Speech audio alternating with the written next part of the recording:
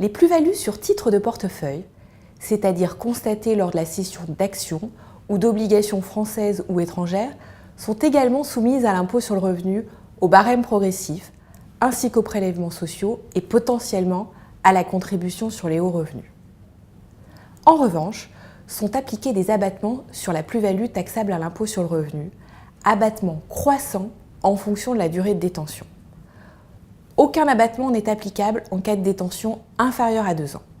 La taxation cumulée intégrant l'impôt sur le revenu, les prélèvements sociaux et la contribution sur les hauts revenus peut donc atteindre dans ce cas jusqu'à 62% de la plus-value pour un contribuable placé dans la tranche marginale maximale à l'impôt sur le revenu de 45%.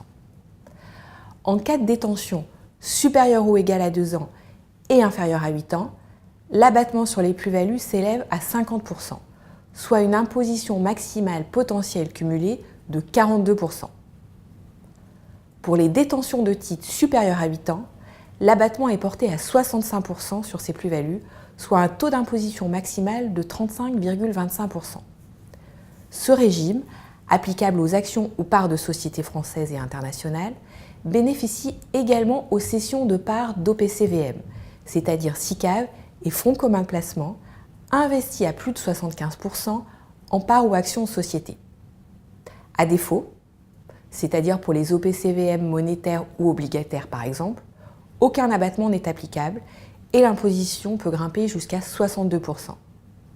Découvrez mes conseils pour optimiser votre épargne financière ou continuer la conférence sur le thème de l'imposition du patrimoine immobilier.